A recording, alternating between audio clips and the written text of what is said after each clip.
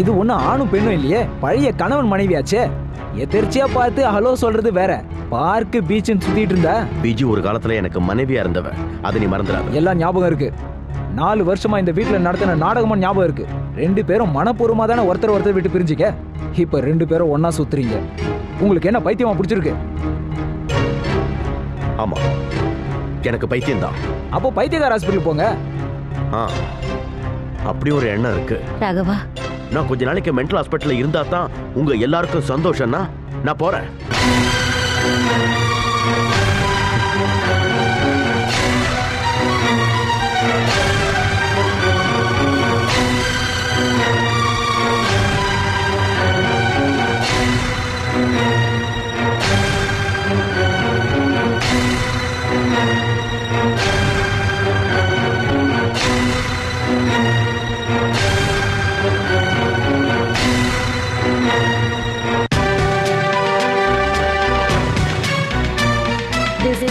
That the parties cannot live together happily. This court finds that the parties cannot live together happily. This court finds that the parties cannot live together happily and live the matrimonial life peacefully. Hence, the court decrees the divorce under Section 13, Clause 3 of the Hindu Marriage Act. அது மட்டும் இல்லாம உங்களோட குழந்தைக்கு அம்மாவோட அரவணைப்பு தேவைப்படுற வயசுங்கிறதுனால உங்களோட குழந்தைக்கு 10 வயசு ஆகிற வரைக்கும் அம்மாவான விஜயலட்சுமி கிட்ட தான் குழந்தை இருக்கணும்னு இந்த கோர்ட் தீர்ப்பளிக்குது.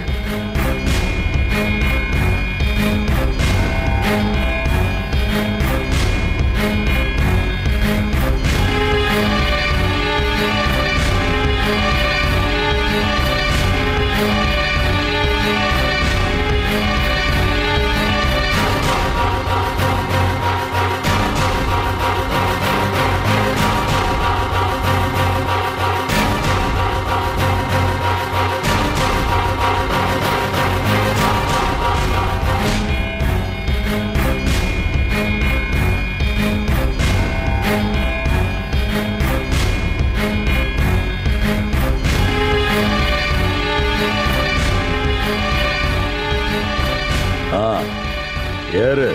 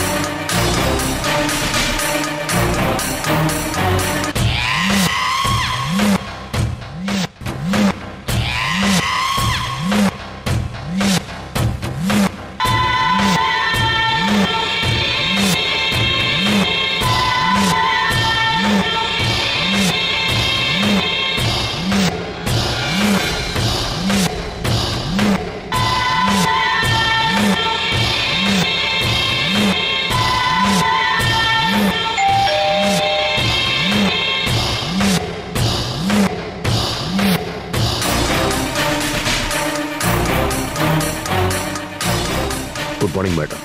Good morning. நான் ராகவன். நேத்து நீங்க என்னுடைய விவாகரத்துல ஜட்மெண்ட் கொடுத்தீங்க. எஸ், வாங்க. மேடம், நான் இப்போ கொஞ்சம் குழப்பத்தில் இருக்கேன். விவாகரத்து பண்ணியிருக்க கூடாதுன்னு இப்போ எனக்கு தோணுது. அதை கேன்சல் பண்ணுறதுக்கு சட்டத்தில் ஏதாவது இடம்? What nonsense are you talking? Petition கொடுத்திருந்தப்பவே 6 மாசம் நாங்க டைம் கொடுத்திருந்தோம்ல. கவுன்சிலிங்கும் முடிஞ்சு போச்சு. அது மட்டும் இல்ல, பிரிய சம்மதமான நேத்து நான் உங்ககிட்ட மறுபடியும் கேட்டேன். அப்பெல்லாம் ஒன்னும் சொல்லாம இப்ப வந்து இப்போ குழந்தையும் பிரிஞ்சிருக்க முடியலன்னு சொல்றீங்க. நீங்க மட்டும் தான் சொல்றீங்க. What about your X wife? சாதாரண விஷயத்துக்குள்ள யோசிக்காம டைவர்ஸ்னு கோர்ட்டுக்கு வந்துடுறீங்க. யோசிக்கதான் உங்களுக்கு எல்லாம் நேரமே இல்லையே. ஒரு முடிவெடுத்து அதையே கட்டிட்டு அழுவுறது. உங்களுக்கு ஒரு பொண்ணு இருக்கால, அந்த குழந்தையோட மனசு என்ன பாடுபடுன்னு ஒரு நிமிஷமாவது யோசிச்சு பாத்தீங்களா? No, now I can do nothing. You can go.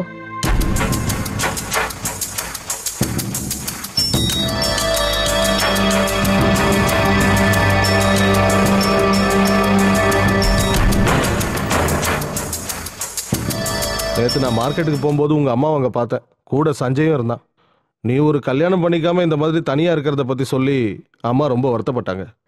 நான் இப்ப இன்னொரு கல்யாணம் பண்ணிக்காம இருக்கிறதுனால வானம் இடிஞ்சு விழுந்துடுவா போகுது. இந்த மாதிரி சொன்னா எப்படி பாராகவா? கடைசி வரைக்கும் இதே மாதிரி தனியாவே வாழ்ந்துடலான்னு முடிவு பண்ணிட்டியா? அம்மாவுக்கும் வயசாயிடுச்சு இல்லையா? அவங்க ஆசையெல்லாம் நிறைவேற்றுறது நம்மளுடைய கடமை தானே. உனக்கு ஒரு நல்ல வாழ்க்கை அமைஞ்ச அப்புறம் தான் சஞ்சயோட கல்யாணம்னு அம்மா சொல்றாங்க. சஞ்சய் கல்யாணம் பண்ணிக்க வேண்டாம் நான் சொல்லலையே. இந்த மாதிரிலாம் சொல்லி எஸ்கேப் ஆகுறது ரொம்ப ஈஸி. ஆனா பிராக்டிக்கலா இருக்கிறது தான் கஷ்டம். பரவாயில்லையே, அட்வைஸ்லாம் பண்ண ஆரம்பிச்சிட்டீங்க. முதல்ல நீங்க ஒரு கல்யாணம் பண்ணிக்கங்க. வயசு ஏறிட்டே போகுது இல்ல? நாம இப்ப இங்க வந்தது என்ன பத்தி பேசுறதுக்கு இல்ல. உங்ககிட்ட பேசுறது டோட்டல் டைம் வேஸ்ட். அப்புறம் நேத்து ராத்திரி தூங்கும் போது எனக்கு ஒரு கனவு வந்தது. தண்ணி அடிச்சுட்டு மல்லாக்க விண்டுகிறதா வேற என்ன வரும்? டேய், அதெல்லாம் ஒண்ணும் இல்ல. உங்க அம்மா உனக்காக ஒரு பொண்ணு பார்க்கணும்னு சொன்ன உடனே ஒரு ஸ்பார்க்ல உருவான கனவு தான்டா அது. முதல்ல உங்க பிரசங்கத்தை நிறுத்திட்டு இங்க எதுக்காக நீங்க வந்தீங்கங்கிறத சொல்லுங்க. எனக்கு இங்க நிறைய வேலை இருக்கு. டேய், உனக்கு ஏத்த ஒரு பொண்ணை நான் பார்த்து வச்சிருக்கேன்டா. உன் கேரக்டருக்கு ஏத்தா மாதிரியான ஒரு பொண்ணு. நம்ம ஆபீஸ்ல வேலை செய்யற அஞ்சலி. அதுக்கேண்டா இப்படி பாக்குற? அவ ஒரு நல்ல பொண்ணாச்சேன்னு சொன்ன. நாளைக்கே கல்யாணம் பண்ணிக்கோ நான் சொன்னேன். என்ன நீங்க பைத்தியக்காரத்தனமா பேசுறீங்க? இது ஒன்றும் பைத்தியக்காரத்தனம் இல்லடா. எதை எப்படி செய்யறதுன்னு எனக்கு தெரியும். நான் பாத்துக்கிறேன், விடு.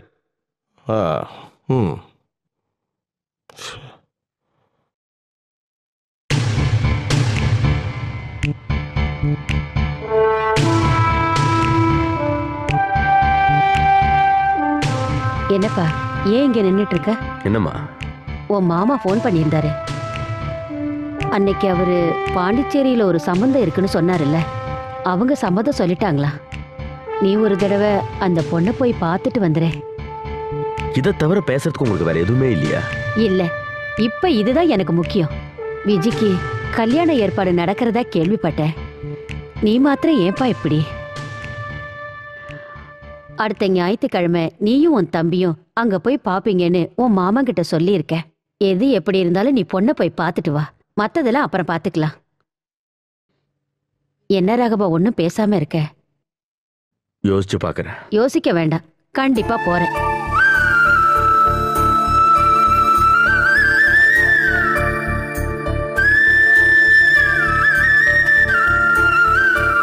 அதெல்லாம் ஒண்ணும் சரியா வராதுன்னு அம்மா அப்படிதான் சொல்லுவாங்க.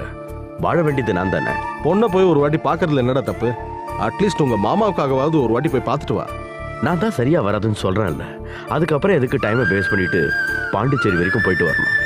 நான் பிடிச்ச முயலுக்கு 3 கால்னு சொல்றவனாச்சே நீ உங்ககிட்ட பேசி ஜெயிக்க முடியுமா? கை கட்டின தூரத்துல ஒரு நல்ல பொண்ணு கிடைச்சா நானே விழுவேன். இங்க பாரு, என் வாயை கலராத. போதும், ஏதாவது வேலை விஷயமா இருந்தா பேசுங்க. ஓ அடடா, என்னையே கைட்டி விடலான்னு பாக்குறியா? அப்படி என்னடா சொல்லிட்டேன் நானு? இந்த காலத்துல கிழவனுங்களே 4-5 கல்யாணத்தை பண்ணிக்கிட்டு ஜாலியா இருக்கானுங்கடா. உனக்கு என்னடா? ஏய், அந்த பொண்ணுக்கு பிடிச்சிருந்தா மட்டும் இந்த கல்யாணத்தை நம்ம நடத்துவோம். வீணா யாரையும் வற்புறுத்த போறது இல்லைல்ல. அப்புறம் ஏன் யோசிக்கிற? சரி, இப்படி செய்வோம். நீ எதுவும் தெரியாத மாதிரி வாயை மூடிக்கிட்டு சும்மா இரு. நான் முதல்ல போய் அந்த பொண்ணுகிட்ட பேசி பாக்குறேன். பிடிச்சா ஓகே சொல்லிட்டேன், இல்லைன்னா ஃப்ரெண்ட்ஸா இருப்போம். என்ன மாட்டி விட்டாதான் உங்களுக்கு தூக்கம் வரும் போல இருக்கு. உன்னை வாயை மூடிக்கிட்டு தானே உட்கார சொன்னேன். எதுவும் பேசாத. அஞ்சலி இப்ப கேபின்ல தனியா இருக்கா, நான் போய் பேசிட்டு வரேன். அண்ணே,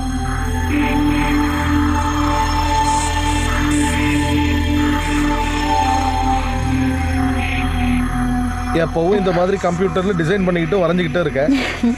இந்த பில்டிங் ஸ்கெட்ச் மாதிரி லைஃபுக்கும் ஒரு ஸ்கெட்ச் இருக்கிறது தெரியும்ல. என்ன ஒண்ணும் பேச மாட்டேங்கிற? நான் சொன்னது கரெக்ட் தானே? சிமெண்ட்டையும் கல்லையும் வச்சு கட்டுற வீடு மாதிரி இல்லையே நம்ம வாழ்க்கை. ஆடேங்கப்பா, நீ வாயை திறந்து இவ்வளோ பேசுனதே எனக்கு ரொம்ப சந்தோஷமாயிடுச்சுமா. உன்கிட்ட எனக்கு ரொம்ப பிடிச்ச விஷயமே என்ன தெரியுமா? உன்னோட இந்த அமைதி தான். என்ன மாதிரி வளவலன்னு பேசுறவங்கள பார்த்தா எல்லாருமே பயந்து ஓடிடுவாங்கம்மா. அப்புறம் நான் இப்ப வந்தது சீரியஸா ஒரு விஷயத்தை பத்தி பேச. என்னன்னு? நான் கொடுத்த ஸ்கெட்ச்ல ஏதாவது பிரச்சனையா? எம்டி ஏதாவது சொன்னாரா? அதெல்லாம் அவர் ஒன்றும் சொல்லம்மா. நான் உன் லைஃப்பை பத்தி பேச வந்திருக்கேன். நம்ம ராகவன் சாரை பத்தி நீ என்னமா நினைக்கிற? என்னன்னா திடீர்னு இப்படி கேக்குறீங்க? சும்மா சொல்லு, உன் ஒப்பீனியன் தான் என்ன? அது ராகவன் சார் ரொம்ப ரொம்ப நல்லவர்னு எனக்கு தோணுதுண்ணே. அப்படியா? அப்ப நான் சொல்ல போற இந்த விஷயத்த நல்லா யோசிச்சு பார்த்து ஒரு பதில் சொல்லு. சாரோட லைஃப்ல என்ன நடந்ததுன்னு டீட்டெயிலெல்லாம் எனக்கு தெரியாது. ஆனா ஒரு விஷயம் மட்டும் எனக்கு தெரியும். ராகவன் சார் ரொம்ப நல்லவர். அவருக்கு போய் இப்படி எல்லாம் நடந்துருச்சேன்னு எனக்கு ரொம்ப வருத்தமா இருக்கு.